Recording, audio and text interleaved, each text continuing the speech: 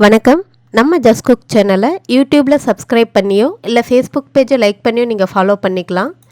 இந்த வீடியோவில் ரொம்பவே டேஸ்டியான எளிமையான காலிஃப்ளவர் மசாலா தான் எப்படி பண்ணுறதுன்னு நம்ம பார்க்க போகிறோம். ஒரு பாத்திரத்தில் ஒரு 1/2 லிட்டரோ 1 லிட்டரோ தண்ணி எடுத்துக்கோங்க. அதில் 1 ஸ்பூன் அளவுக்கு கல் உப்பு சேர்த்துருக்கேன். நான் ஒரு சின்ன சைஸ் காலிஃப்ளவரை துண்டு துண்டாக நறுக்கிட்டு எடுத்து வச்சுருக்கேன். அதை இது கூட சேர்த்துட்டு ஒரு 5 நிமிஷம் இந்த உப்பு தண்ணியிலே ஊற வச்சிடலாம். இப்போது 5 நிமிஷம் பொறுத்து இந்த பூக்களை மட்டும் இந்த மாதிரி கைகளால் நல்லா அலசிட்டு தனியாக ஒரு பிளேட்டுக்கு மாற்றிடலாம். இந்த மாதிரி பண்ணும்போது உப்பு தண்ணியில் போட்டு அலசும்போது அந்த சின்ன சின்ன பூச்சிகள்லாம் இருந்தால் அது அடியிலே தங்கிடும். இப்போ நம்ம அலசி எடுத்து வச்சுருக்கிற பூக்களை இன்னும் 2-3 முறை வாஷ் பண்ணிவிட்டு சமைக்க போகிறோம். ஒரு கடாயில் 3 ஸ்பூன் அளவுக்கு எண்ணெய் சூடு பண்ணியிருக்கேன். எண்ணெய் சூடானதும் ஒரு கொத்து அளவுக்கு கருவேப்பிலை, ஒரு பெரிய சைஸ் வெங்காயம் பொடியாக நறுக்கிட்டு சேர்த்துருக்கேன். வெங்காயம் ஓரளவு வதங்கி வரட்டும். வெங்காயம் வதங்கினதும் 1 ஸ்பூன் அளவுக்கு இஞ்சி பூண்டு விழுது சேர்த்துட்டு அதோடைய பச்சை வாசனை போகிற வரைக்கும் வதக்கிக்கலாம்.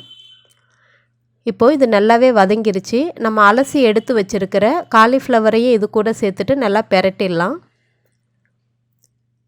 இது கூடவே டேஸ்ட்டுக்காக கொஞ்சமாக உப்பு சேர்த்துருக்கேன். கொஞ்சமாக மஞ்சள் தூள் சேர்த்துக்கலாம். காரத்துக்காக 1 டீஸ்பூன் வெறும் மிளகாய்த்தூள், 2 டீஸ்பூன் கொத்தமல்லி தூள் சேர்க்க போகிறோம். ஒரு 1/2 டீஸ்பூன் கரம் மசாலா சேர்த்துக்க போகிறோம். மிளகுத்தூள் 2 டீஸ்பூன் சேர்த்துக்கலாம். அதோடைய ஃப்ளேவர்ஸ் ரொம்பவே நல்லாயிருக்கும் சாப்பிடும்போது. இந்த மசாலாலாம் சேர்த்துட்டு இந்த பூக்களோட நல்லா ஒட்டி வரா மாதிரி நல்லா பெரட்டி விட்டுடலாம்.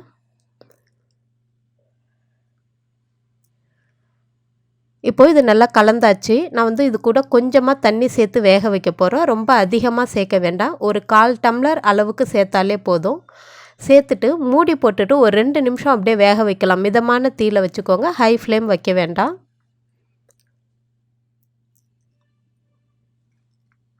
இப்போது பூ ஓரளவு கலர் மாறி வந்திருக்கு. அந்த மசாலாவுடைய வாசனைலாம் போயிடுச்சு. இந்த மாதிரி நல்லா கலந்து விட்டு 2 நிமிஷம் பொறுத்து நல்லா அந்த மசாலாலாம் பூக்களோட ஒட்டி வர வரைக்கும் நம்ம வேக வைக்க போகிறோம். இந்த மாதிரி ஒரு 2-3 முறை நீங்கள் செஞ்சீங்க அப்படின்னா நல்லா அந்த மசாலாலாம் பூக்களோட ஒட்டி ரொம்ப அழகாக டேஸ்ட்டும் நல்லாயிருக்கும். நல்லா காரமாகவும் இருக்கும். தயிர் சாதத்தோடலாம் வச்சு சாப்பிடும்போது அருமையாக இருக்கும். இது மேலே ஃப்ரெஷ்ஷாக நறுக்குன கொத்தமல்லி இலைகளை தூவிட்டு சாதத்தோடையோ இல்லை சப்பாத்தியோடையோ வச்சு சாப்பிடும்போது நல்லாயிருக்கும். நீங்களும் ட்ரை பண்ணி பார்த்துட்டு எப்படி இருந்துச்சுன்னு சொல்லுங்கள். ரொம்ப டேஸ்டியான மசாலா எல்லா சாதத்துக்கூடையும் வச்சு சாப்பிட்லாம். நம்ம சேனலை இது வரைக்கும் நீங்கள் சப்ஸ்கிரைப் பண்ணலை அப்படின்னா வீடியோ கீழே இருக்கிற சப்ஸ்கிரைப் பட்டனையும் ப்ரெஸ் பண்ணிக்கோங்க. நன்றி, வணக்கம்.